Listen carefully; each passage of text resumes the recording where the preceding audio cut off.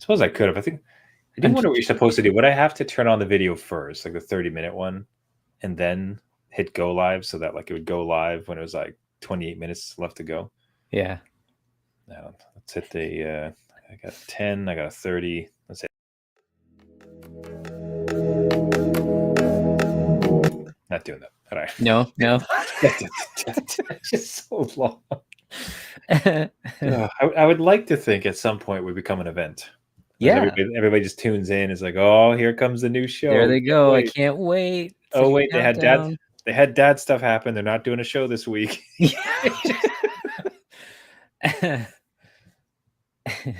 Do we miss 2 in a row or 1 in a row? I think just 1. Right? Maybe it's 1. It feels like 2, but yeah, it might have been 1. Feels like it's been a minute, but I think we only missed the 1. So okay, well, but, hey man, we're dads. There's no apologies. It's like this is what it is. But thankful for listeners, thankful to the concern, and we are ready, and we are back, and we are live. The adult beverages are poured. Oh wait, I usually start with the poem. Or mine. Oh yeah. Oh my goodness. What are you doing? We are live. New hype with Arc Raiders, an extraction shooter for dad. Some bots.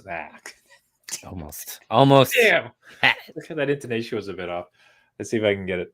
New hype with Arc Raiders, an extraction shooter for dad. Buying some magic cards to remember the fun that he had. No new games this year, so time for Dyson Sphere, and an attempt at Silk Song ends with a dad tier. Welcome to New Dad Gaming.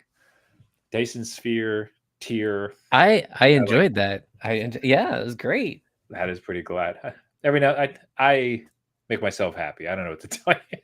I say we were gonna pair them all into a little book, right, and put that up for God. Right, like, and then people can buy. That'd be pretty cool. It would be. I'm just saying. Man, I'd love to have again. Like, if for no other reason that I could have a copy and just like have it on the mantle. Yeah. If you go to our shop, you can have right Trevor Jeff's haikus, dad haikus that are not haikus. That's next year. We could do haikus next year. There we go. We have to do a GoFundMe to make sure we get the targets first. Right. We, in fact, are live. The adult beverages are poured. The kids are asleep. Welcome to New Dad Gaming, a show about fatherhood, gaming, and new fathers figuring out their gaming lives. My name is Trevor, and I have a 10-year-old and an 8-year-old. And I'm Jeff. I have a 15-year-old and a 12-year-old. Each week, we try to show that just because you became a dad does not mean it's game over. Now, it is weird for us to be talking pumpkin beer. It is November. Yeah, getting up there. Marching towards middle of November. Now, do you have in your house any pumpkin beers left? Have you run out of supply, or there's still like one around? My supply is gone. So... Okay, don't buy any more. Okay, all right. We're done. Like, we're out of October. That's it. Okay. I'm just gonna empty my supply. I had 2 left, and we kind of missed a few episodes, so like it was gone. So I had this week's, and then I have 1 more to go, which I will just, I will see it through. Like, there's no sense. All right. I'm not going to drink it. I might as well talk about it on the show. Yeah. Now, this one, by far, is the most fascinating of all the ones that we've had, because I had just naturally had it during the week. There's one particular evening where it's like, there's nothing better than a beer tonight. I don't have anything but the pumpkin beers. So right. I'll just bang one of these instead and see what happens. And then but to give you a sense of the review for tonight's episode, I tried to go and buy it again so I could have it live, because this was good. I would actually buy this beer again. Wow. Okay. All right. So this is the Whitewater Brewing Co. Somewhat close to me, actually, which is kind of cool, up this kind of more northern Ontario. Dark roast pumpkin spice espresso porter. That's a lot in there. There's a lot of things. There's a lot of things. But the real way to think about it, the way they put this together, it is a espresso porter. Okay. Like, that's your base. So you get porter, which is like delicious and amazing. I actually have just a Guinness with me sitting by tonight, and to pay my respects to this previous beer I couldn't find again. It's like, sir, why are you here? Why are you trying to find pumpkin? It's November, sir. But it starts with the espresso porter. Okay. And then it just, and pumpkin spice is the right way to think. It's not like it's trying to take a pumpkin pie and shove it into a can. It's much more like the pumpkin spice latte thing, but they do it so subtly, like like in such a lovely type of way. So Okay. it just comes together. So it's additive. It's honestly additive to the espresso, right? So it's not as if you're having the Starbucks milkshake that is a pumpkin spice latte. It's just Right. it is a porter, and it's got this little thing that eventually, like, oh, that's kind of like the pumpkin spice thing. Okay. I'd All buy it right. again, honestly. Like with no irony. I was going to buy it tonight again so I could enjoy it while on the episode. So we had a banger, man. This one, it actually worked out. That's good to pull through and have, like, we've had like maybe one or two, but this one sounds like a winner, right? To Yeah. rebuy it versus like, Mhm. hey, I'll deal with it. Like I got it, I'll drink it. But no, this God, I great. kind of, oh, what I should have done is I should have drank the beer that's in my fridge tonight. Because Right. I don't think, I hope it turns out great. I don't think it's going to. Oh So no. So you end on a sour note? You're like, ah, yeah, so now that I'm saying this out loud, it's like, why did I have this now? And I have to do one more pumpkin beer, like yeah, well, to reach these highs and just be like shunted into the earth so sharply at the end of it. Seems unnecessary. But yeah, so next week, I'll wrap it up. I did see in the beer store when I was looking, they had like a candy cane beer. ooh, okay, already. Like All right. so they're doing the Christmas. I don't know if we want to do this again. I don't know. Like I think we could do we'll maybe do a couple, maybe two. Maybe we'll do like two weird Christmas beers and see like what's up with it. Well, because Christmas beers is very broad compared to like pumpkin. Pumpkin beer is pumpkin, True. right? That's Christmas, fair. you could throw all sorts of stuff in there. So, Hmm. right, you could get Christmas cake beer. You could be Oh, mint. let's say that while I'm Christmas drinking. cake. Yes. Right. Or be like, Yeah. yeah, you know what? That's it. That is a fantastic point. We'll look into it. Let's have at least a couple. See how we go. Okay. These things are great. Again, everyone, thank you so much for sending in the suggestions throughout the year. Like, it's always awesome to hear beer suggestions from gaming dads. If you're already sipping on something that is more Christmas focused, more Christmas forward, if you will, send it into the show at New Dad Gaming, newdadgaming.com. Now, the hot new thing, the hot new game that everybody's talking about, the whole world is all speaking about this one, and we can't touch it. I hope we don't like it because it's a new game that we're not allowed to touch. Arc Raiders. Now, I will say what I was surprised about is like this started to I was not aware that it was coming out. Honestly, like I didn't really hear about it. Right. It started to show up in my feed, but just it almost it did not match the hype that it was actually enjoying. Like it came across my feed, but it's sort of like this is a game that launched, just so the usual kind of thing. But there's a real scuttlebutt about it, where like a bunch of people are really clamoring for it, like clamoring around it, saying like it is really just the next game. Like people are adoring this game. Like what do you what has like pierced your own like consumption around games around like what this Arc Raiders represents? Yeah, it did catch my eye, I think a few months ago, maybe in June around E3, when Mhm. E3 when it used to be. And one of the things that was released in the clip was like this like spider web robot thing, and you're like, it looks kind of cool, whatever. But the depth of the world it had a guy like firing at it, but it was a long way away, right? And Mhm. traditionally in any game, it's just like that bullet doesn't register for that amount or that distance, right? Mhm. But it did.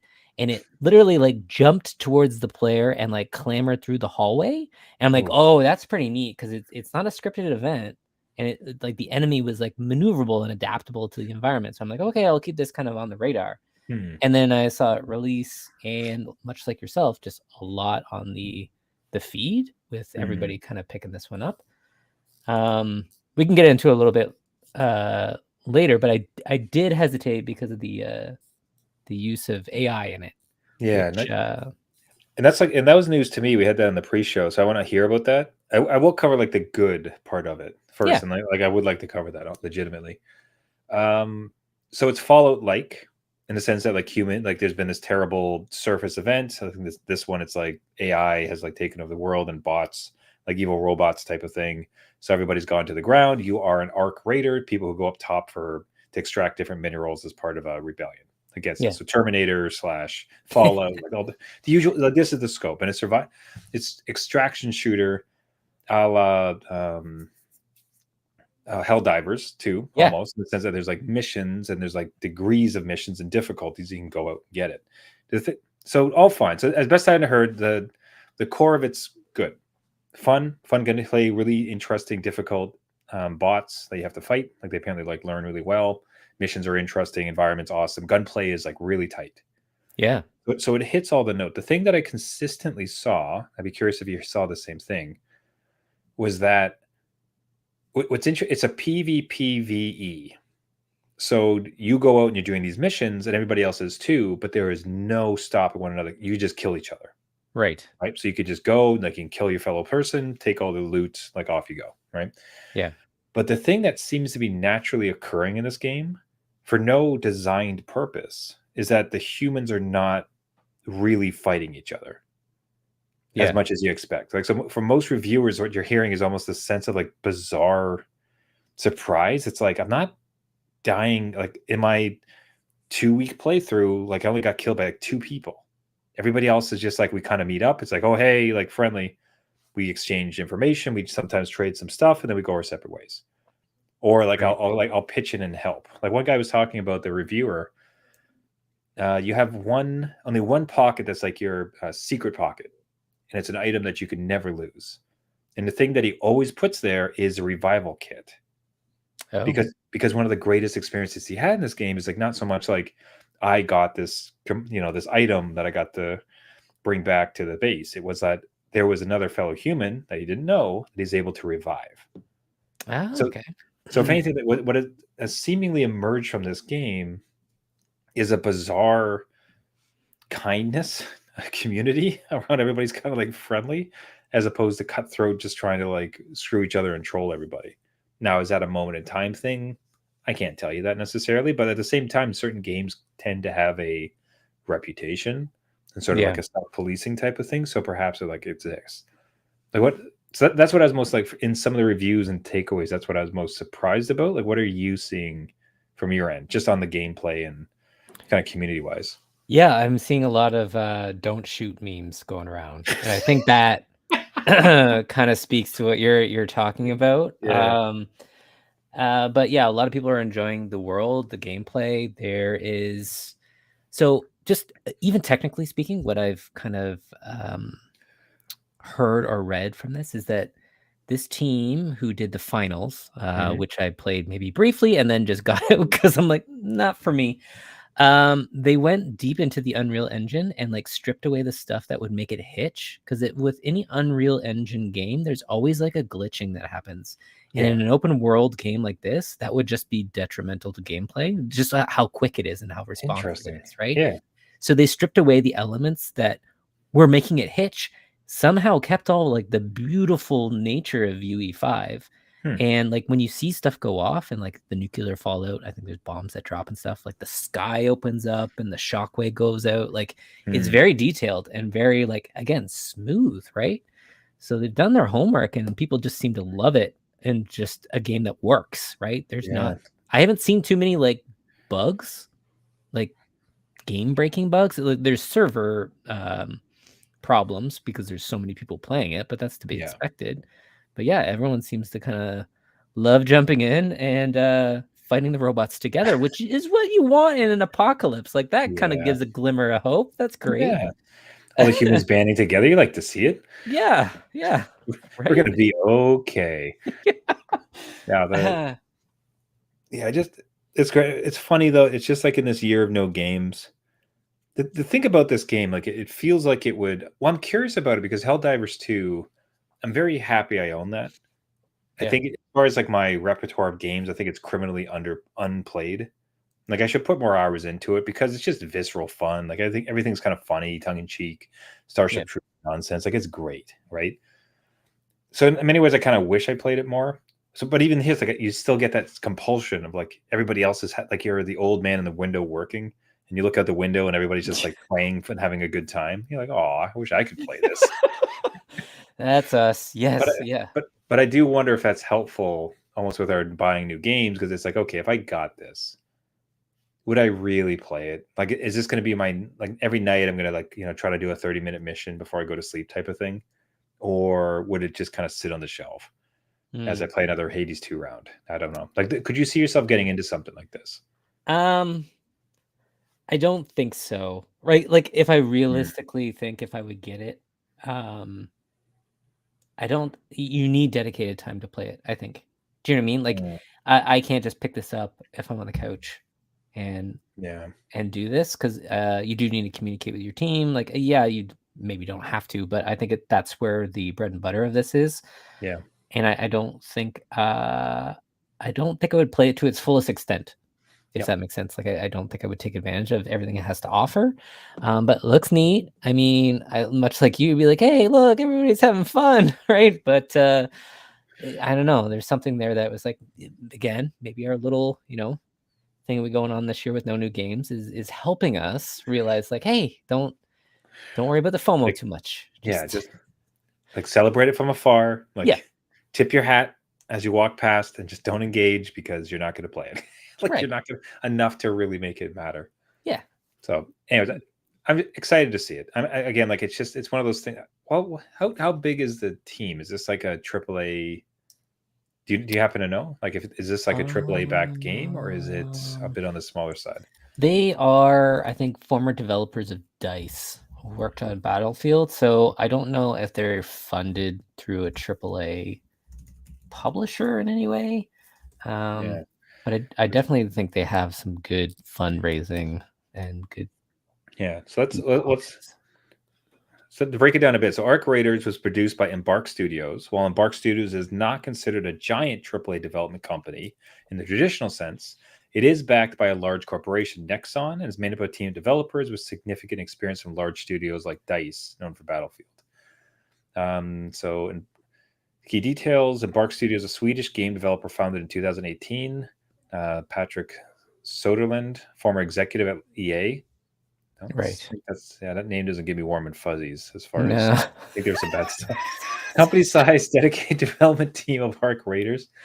To be clear, not because of the type of name, but just like I No, seem to yeah. recall there might have Yeah. been some stuff around that name. Yes. Dedicated developer team for Arc was notably small, around 60, much smaller. And then it's a subsidiary of the South Korean publisher Nexon.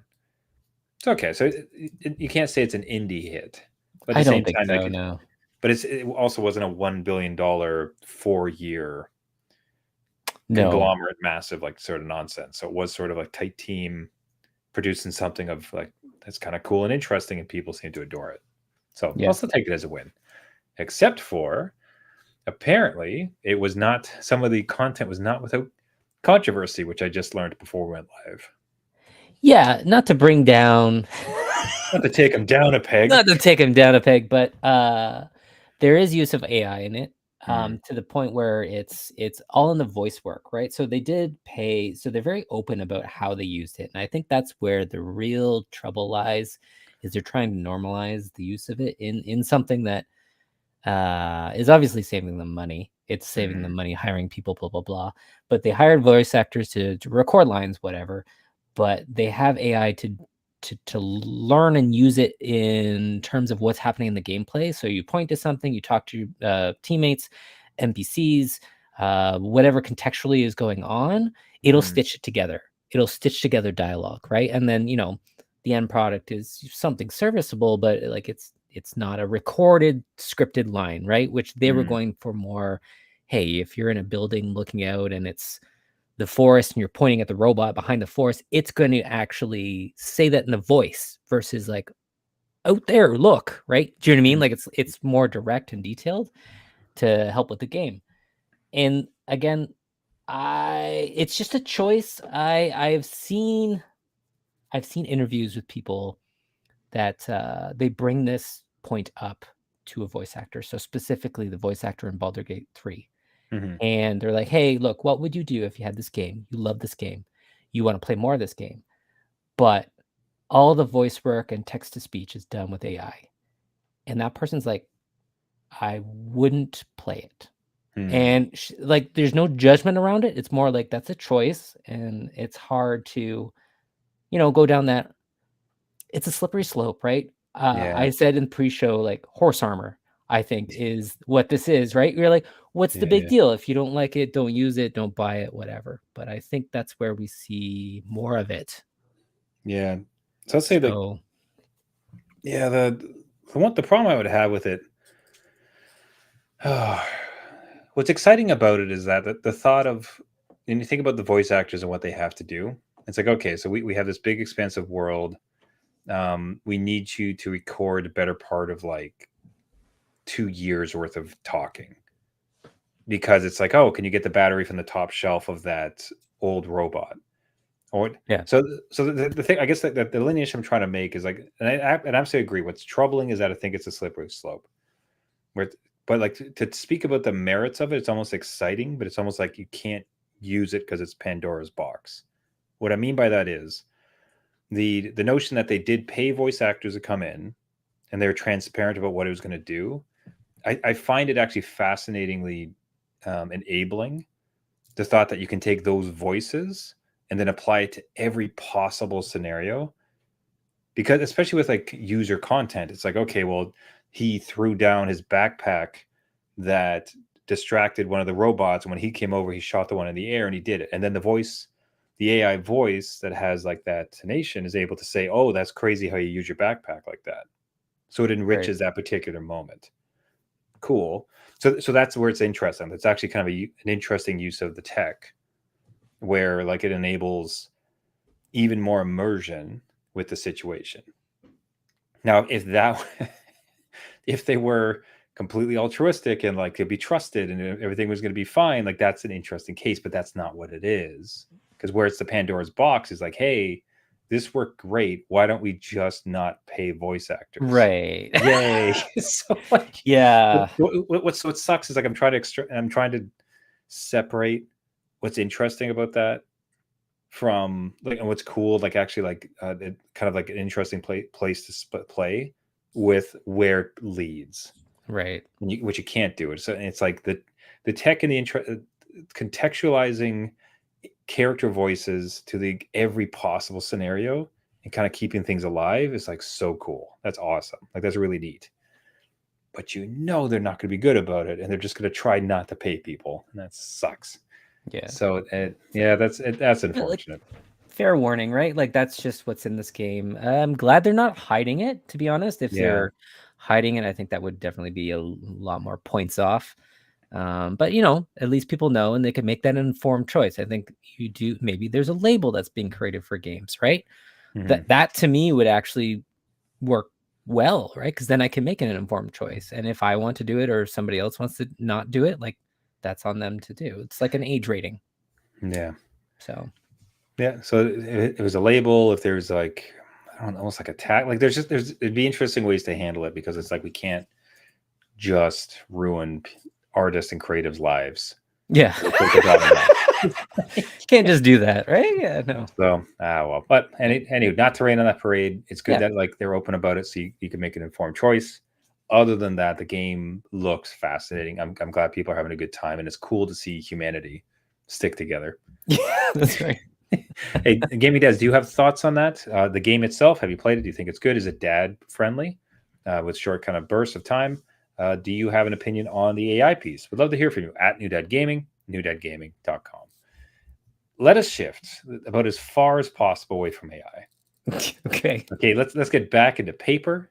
Let's get back into killing trees and smashing them and then printing them out and putting ink on it Yep. and putting silly nonsense monsters on each other, and we're gonna like battle it out for no particular reason. Sounds good. Buddy, we're talking about Magic the Gathering. Whoa, we're going way back. All right. Yeah, Yeah, what's happening? So here was my gamut. Here's my thought. So I started, we started to play a bit more board games in the house, and I was surprised with some of the board games my kids can handle as far as like rules and depths and things like that. Okay. It's like, wow, you guys can actually handle this, and like competitively, like this is like interesting, right? So okay, it's like I really love Magic the Gathering, and like I wonder if it's something I could play with them. Okay. Now, so okay, like I'd have to go and buy some packs, but the good thing with Magic is that like real like hardcore folks will buy crazy amounts of packs trying to get like very special cards, and there's so much of it that they just throw away, right? Right. So those become incredibly cheap. You can just purchase all these like what people consider to be garbage cards, but if you're not trying to be competitive, it's just like, all right, well, I'll get these and have a good time. Yeah. And then I've learned so that in Magic, there's kind of like a game mode called Draft. So Draft is you go either with like a bunch of buddies or you go to like a store, you show up and you pay entrance. And what that does is like what they'll do is like, okay, this table, U4 or whatever the number is, here are like, you get like 20 packs of new cards. We're going to open up the first one, we're going to lay them out, and then one at a time, randomly, you're going to choose which card you want. And over the course of those new packs, you try to cobble together a deck that then you compete against each other. So it's called like draft play. So you show up without a deck, any cards, you buy in, that buys a bunch of card packs that everybody gets to draw from, and then like you're picking one card at a time, trying to put together a deck. Now that sucks from a dad's standpoint. like that's just constant money. I don't have time. Not to mention I don't know how to play Magic. I'm not good at it. I probably pick up like, oh, this land card looks good, and they're just like laughing their heads off. It's like, oh, this idiot. So, but I'd always thought it's like, wouldn't it be cool if you could just do that, but with a card you already own? Right. And like, look, but it's totally a thing. It was absolutely a thing this whole time. So it's called like, damn it, I had the word from it too. Draft box. Hold on. I think it's a cube draft. Let's check. I don't want to anger the Magic fans. No, you better get this right. Otherwise, it's not going to happen. Yeah, it's going to be weird. What is Magic the Gathering cube draft? I do like how this created an opportunity for you to go get more cards, though. You're like, hey, look. Yes. Okay. So that is it. So it is cube. So basically, so you put together like what can be as much if you're relatively good at it, you put together what could be a couple of decks, smash it into a box, and then that's what everyone drafts from. And you just like draw randomly, put it out. So off to eBay, which ended up being like the cheapest spot, and for like $20, got this like huge ass box of Magic cards. Yeah, just like random, right? And this is like castaways. Nobody wants them. They're just commons, like nothing really good. And it's like, cool. Okay, so I'm going to organize them into colors, and I'm going to try to like do this cube thing. It's so complicated, Jeff. Like I can't. The reason I used to play the app sometimes, and I stopped because I was completely lost all the time because I had no idea what anything was happening. Yeah, it's like, okay, well, I'm going to play this enhanced artifact that's going to give me 6 tokens that will expire on the 3rd turn, which also allows me to enter into a dungeon. If my dungeon crawler goes here, my 2/2 wing creature can then circumvent that. And just like, what are you talking about? Oh, geez. Okay, yeah. It's like I have a 1/1 goblin I'd like to punch your face with, and that's it. Like, I don't understand. So I thought buying the basic ass throwaway cards would circumvent that, and I couldn't have been more wrong. So many of these are so complicated. Like, I don't know what they do. Which again, it's not to insult dads. This isn't gaming dads. Some gaming dads would totally understand it and they like the complexity. This is me. And especially then, and then my 8, my 10-year-old, because I'm trying to. What I'd want to have is like some are just creatures and they attack. Other ones are, they have flight. To stop a flight creature, you need to have flight or reach. You know what I mean? It's like the basic of the basic. Yeah, as one would. Then we open up this one. So up to 2 target creatures get +2/+2 until end of turn. If you control an artifact and an enchantment, those creatures also gain lifelink until the end of turn. What the hell's lifelink, Jeff? I don't know. You tell me. Oh, job select. When this equipment enters, there's equipment now. When this equipment enters, create a colorless hero creature token, then attach it. Equipped creature gets this and is monk in addition, and is a monk in addition to its other types. It's like, God, man, I just like I don't know what any of these things do. Hey, oh no way, it's one of my favorite Final Fantasy. What is cool, like too, like so they had a bunch of like the Final Fantasy ones as well. So it's like Ash from Final Fantasy 12. Nice. Shout out. So anyways, what I'm hoping is that there's enough basic ass cards in here. Yeah, like, this is a goblin. This goblin is 2/2. It punches things, and that's it. But like. Man, so many of these are just so confusing. I See, this is where I relate to my 15-year-old who picked up the One Piece game. It's Yeah. not as intense as Magic, but it does have all those like attributes, and if it links with this, then it goes and does some other thing. And like he has all that down to a T. And I look at it and be like, where is the instruction manual? It's got to be like 17 chapters on how all this works, and I'm not in here to work more. See, I think my kids could handle this. I think this is- so. Yeah. So this is a rabbit scout. It is a creature. Okay. Perfect. It's like whenever, but he has something. So he's a 3/2, but then he's got like he has he's got a bit of spice on top of him. Whenever another creature you control enters, this creature gets +1/+1 until end of turn. Okay. Okay. So that's like when you play a new creature, it gets +1/+1. Yeah, I can remember that. That's cool. Fine. Yeah. Like, Great. Neat. We're on board. We're doing fine. Yeah. I want to find like anything else. Hold on. There'll be another one. Like job select. There's goddamn. Like, how are you supposed to jobs. remember that all ongoing, right? Even your opponent is probably supposed to remember what's going on, right? Just in case there's some that's the cheating thing, going it's on. just- I don't know. You have to, right? Because if you don't call them on it, just like stuff is going on. So it's like, so the last one, this is like, I won't keep complaining. This is, and again, this is apparently Final Fantasy. I don't recognize the character at all. Oh, I don't know. Fish of some type. Anyways, Hmm.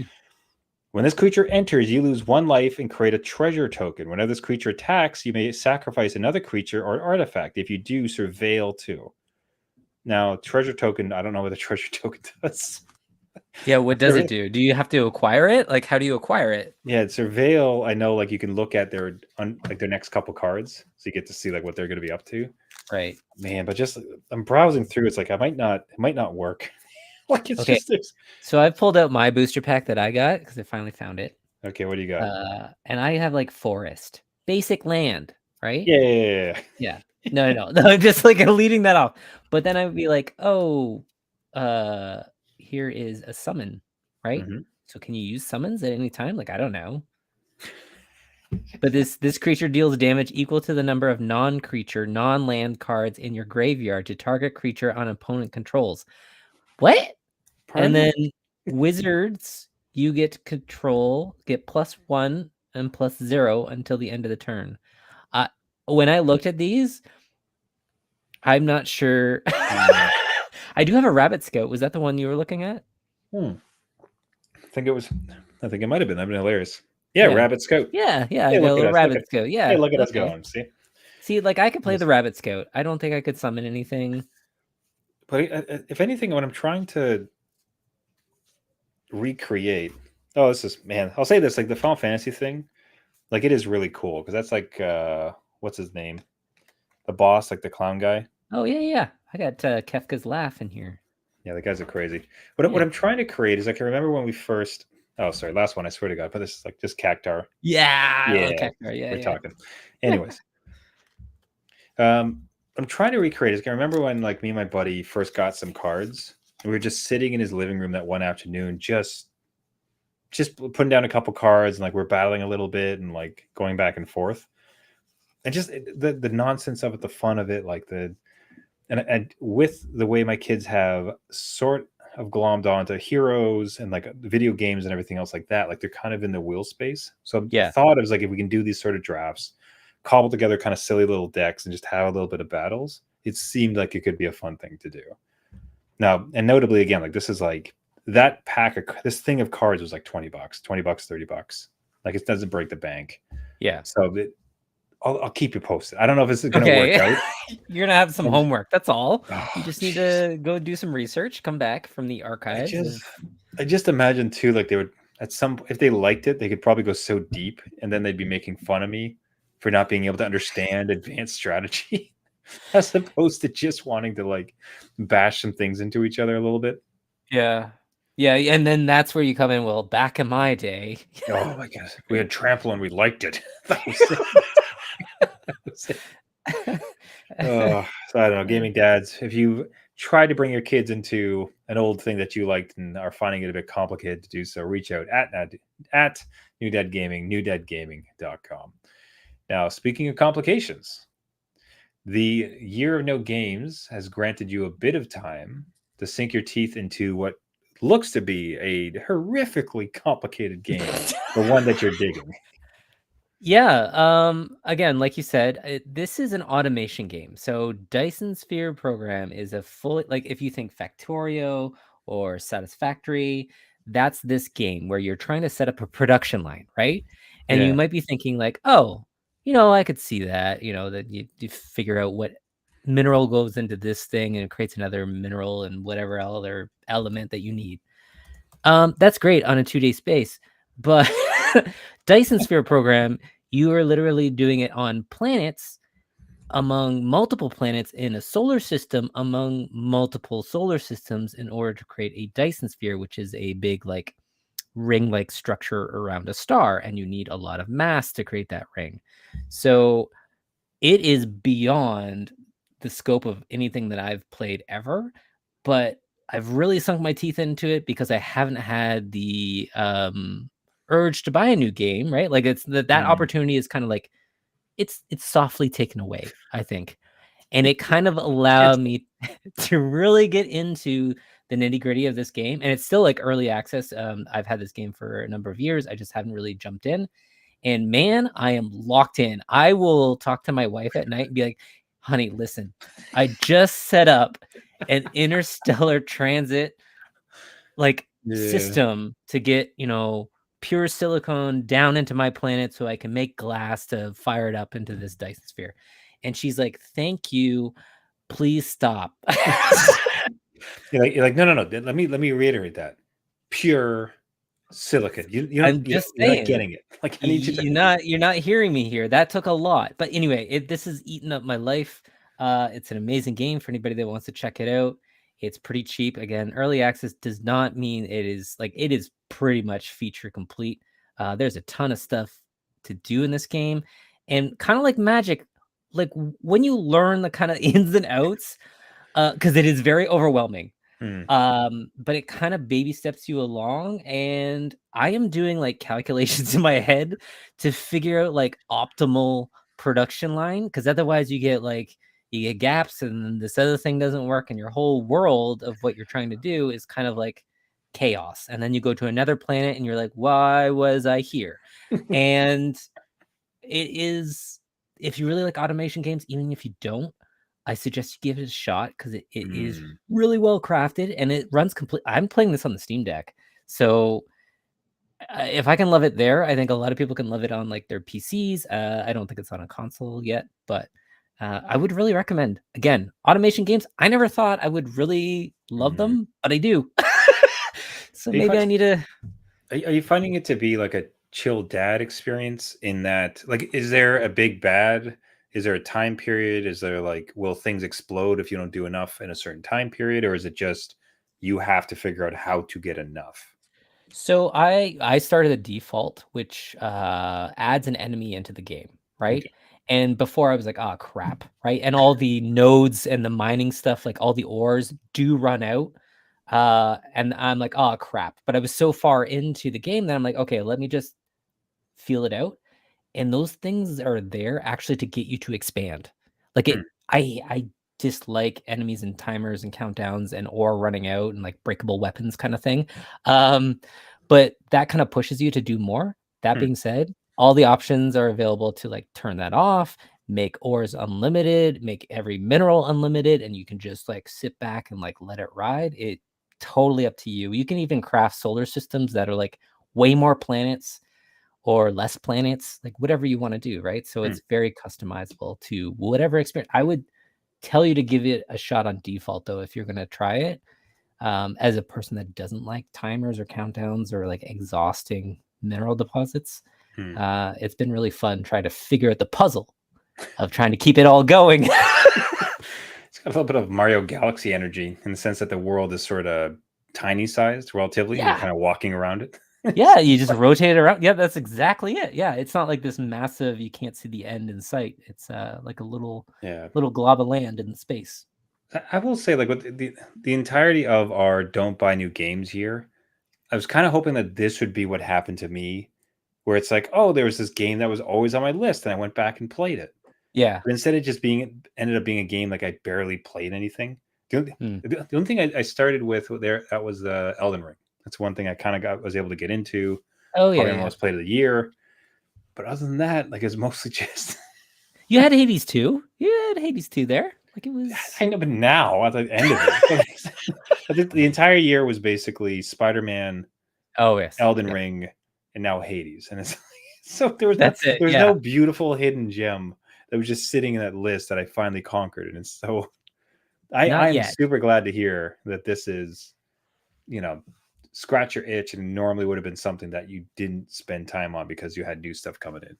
Exactly, and that's just it. I would maybe be, a couple hours in and be like, all right, on to the newest game. Let me go back into Kingdom Come Deliverance 2. Let's On to Arc Raiders. Let's go. Yeah, exactly. It's So like, yeah. oh, that's great to hear. Hey, let's wrap it up real fast. We teased a little bit that you had played a little bit of Silk Song Oh at the yeah. request of your kid, which is, we're not going to count that against the new games thing by any means. But Yeah. what was your experience with Silk Song? Easy? I am so bad at this game, and my kid, my 15-year-old, was kind of disappointed in like Aw. what I was doing. Just like, hey, Dad, go down this like path or whatever. And then I ended up dying, and I hadn't saved yet because the saves are so far apart. And he's like, okay, go again. And I'm like, no, that's the gaming session for tonight. That was a good 25 minutes. I'm kind of worn out. I didn't accomplish anything, so we'll just leave that for now. We'll come back to it later. Don't worry. But Man, he's adamant about me playing it and getting to the location he's at because he's pretty far already. So 25 minutes with zero progress. Yeah, just like wasted progress in the sense that you don't even get to use it again. I don't, because it's kind of like Elden Ring. You have to go back for your things that you dropped. So like all your money is down by your corpse. So if I die, like it's gone. Oh well. Yeah. Anyway, I have zero interest in playing this. I'm glad people like it. I don't. I'm not going to touch it. Just like, oh, thank you. I don't. Yeah, maybe mod it. I don't know. We'll Even see. then, I don't know. Maybe if it's like infinite life, infinite health. Yeah, might be kind of interesting just to putz around in, but right. We'll see. Not on top of my list for the new game once our year is done.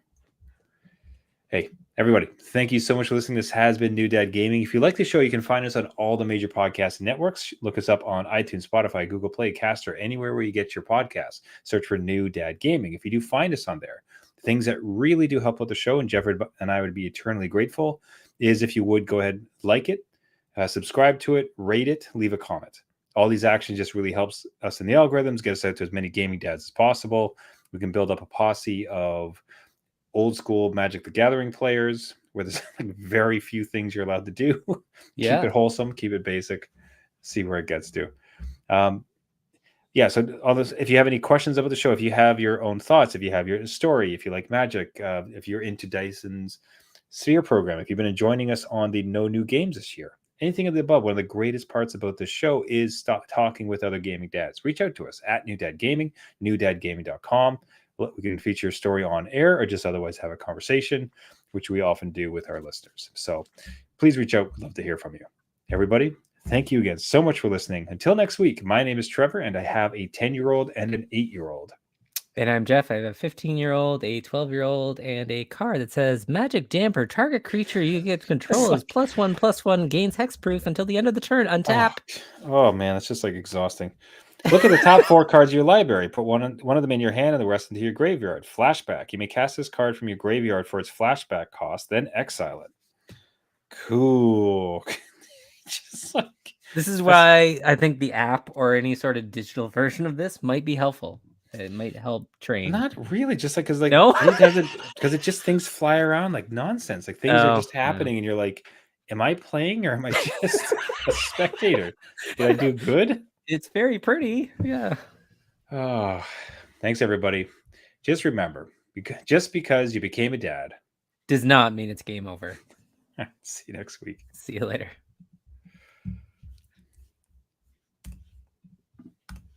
True Magic aficionados.